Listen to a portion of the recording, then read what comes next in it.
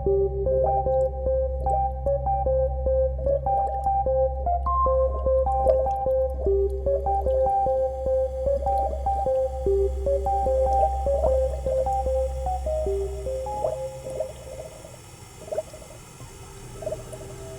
heading into the deep end here, we got part 2. This is Citadel's Baylor Brown. I'm just dry brushing over the abdomen section here. Welcome to part 2. This is the finale of the Revenge of the Creature model kit from X Plus. So much fun building this kit. I had no idea it was going to be as fun as it was. I hope I can do another one of these days, because I'd like to have some fun with some different colorations. Alright, going in with some, oh, whose hair is that? Wow. Almost looks like seaweed there. I completely forgot what color that was too. Hold on a second, I'll let you know.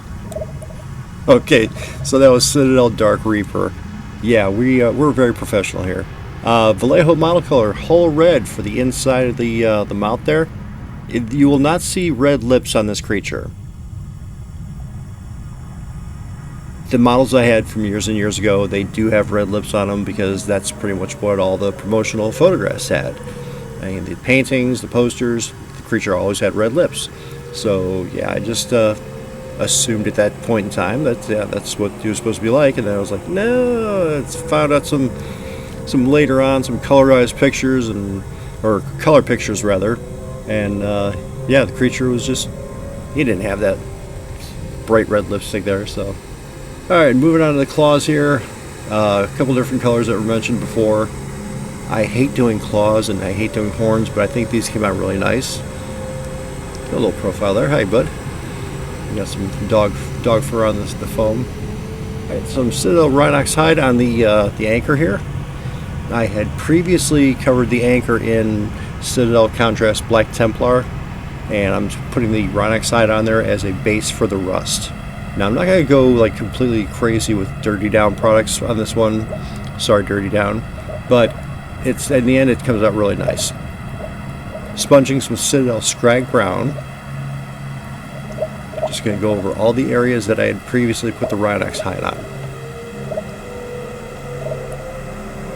And at this time, I just want to thank all the new subscribers. I mean, I was shocked to see how many subscribers I had obtained after the first part of this series here. So yeah, thanks a lot. I really do appreciate it. Welcome to the Out of This World Models and Minis family. I hope you enjoy it. So I'm gonna get that dog hair off of the anchor there. Alright, looking good there. Now I've got some Vallejo Light Rust Wash. Just gonna give it an all over wash, kind of blend everything all together with that orange. Yeah, this is one of my favorites here.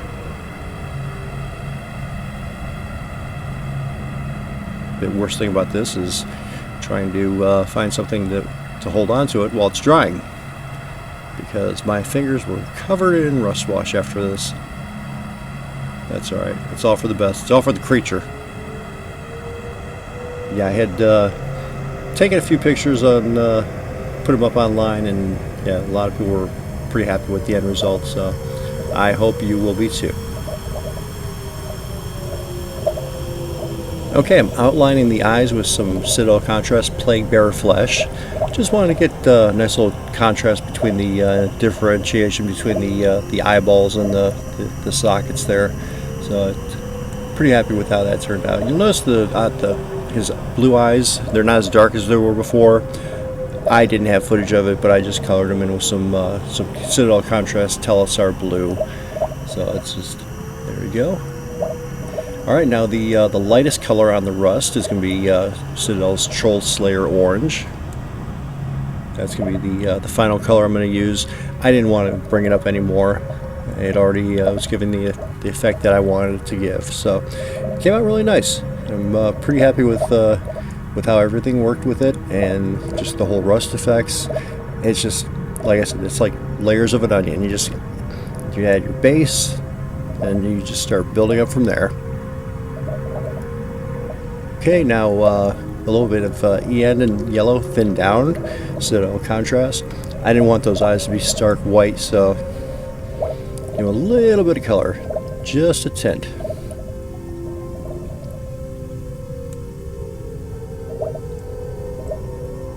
I hate painting these bases, or the plaques, but I knew I had to do it, and I wasn't sure about the color, so I just started off with white and just used the cotton swab here.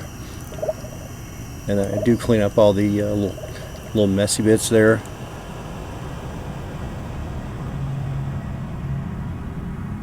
Just gonna clean that up a little bit.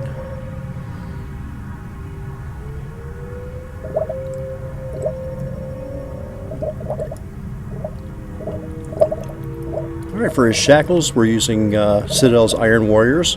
This is going to be the same color I used for the chain, which once I get going on that, I really wish that the theme from Benny Hill, the Yakety Sax, was copyright free, because that's pretty much the feel of it as I was painting it. Put a little bit of Iron Warriors on the anchor as well. Not too much, I didn't want to overdo it with it. But at least you can see a little bit of that metal. Alright, here we go. Start blowing this through with my airbrush. And I knew this was going to happen, but I let it happen anyway, because comedic effect, I guess. But I didn't go too crazy with the chain. Yeah, back and forth. Oh, jeez. I love it, but it was such a pain in the butt at the time. No, I didn't prime the chain. I just went straight color over it, and then I'm going to put a wash over that. Figure it's not going to see a whole lot of action anyway, so as long as you got paint on there, it should be okay. But yeah, this was contorting all over the place. There we go. And the chain, I had to glue it in place where it went over his one hand, and then that way I could work with it after that. All right, going back to the light rust wash. This was getting old quick, but I think I finally found a way to do it that I liked. I went ahead and I put all the chain into that little container there with the paint, and I just opened up the paint into it. And actually hung it from my light so it would drip dry. And there's actually some footage of that. There it is. It's drip drying. We'll get some of the paint off there now. Oh, the things and techniques we do for our models. Alright, the angelfish. I had a lot of fun with these. I didn't want to do them with the stripe. I actually did some research on it, and the stripe was actually for the younger fish. They lose those stripes as they get older. So I wanted to just try and make these adult, and started off with a base. I think it was off-white, and then dry brush some Flash Gets Yellow on top of that. And it's not gonna be perfect, but you know what? It looks good in the end. There they are. And I got some magic blue on their faces.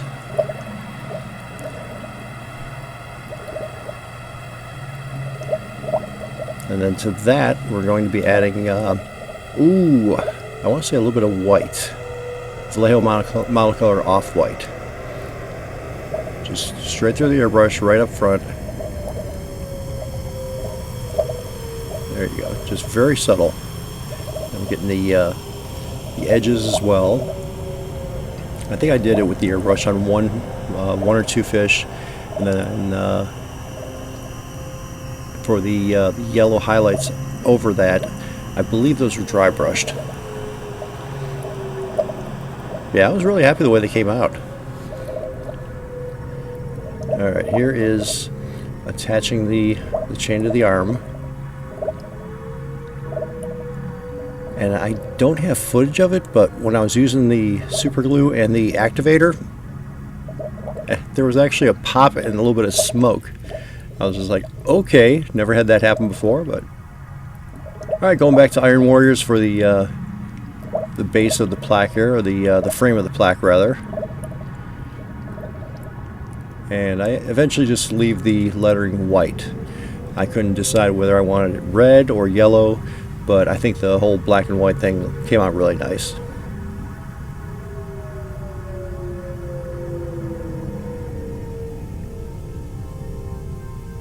There we go, just dry brushing that off white onto the edges there. Got the fishies.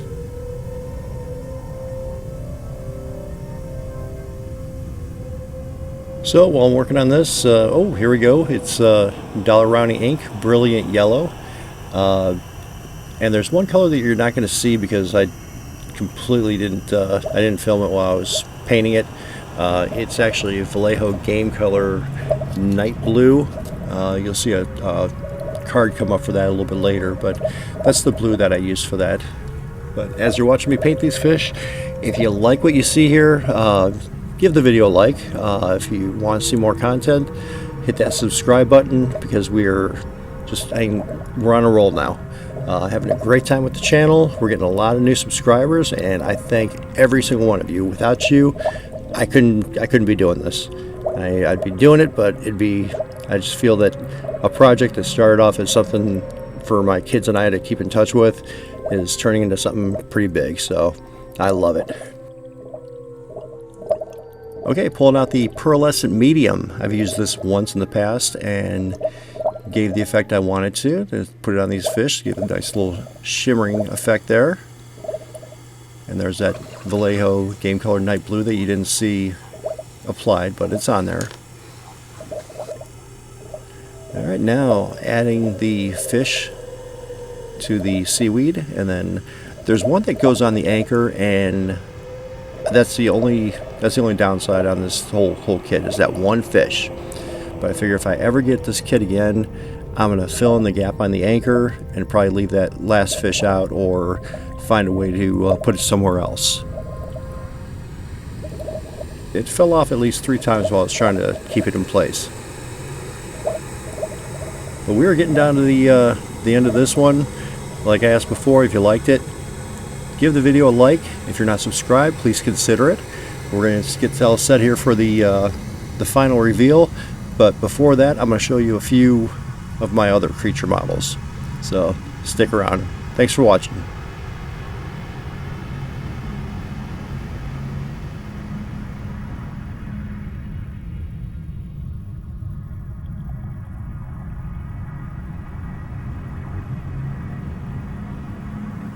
Okay, so this is the Mobius creature from the Black Lagoon. It's not the greatest of sculpts, but it is the creature, so I can't complain there.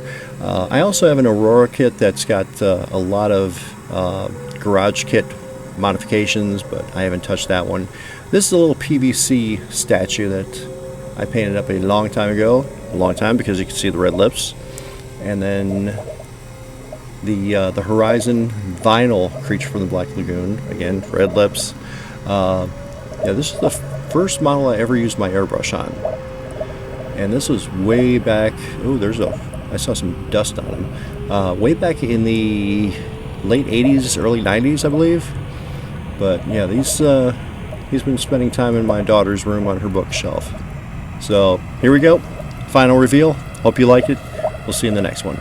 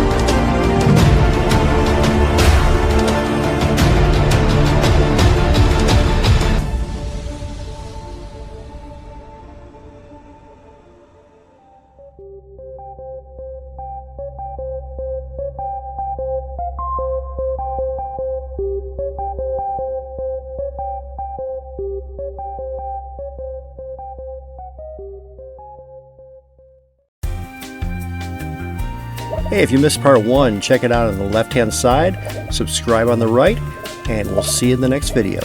Thanks again for watching.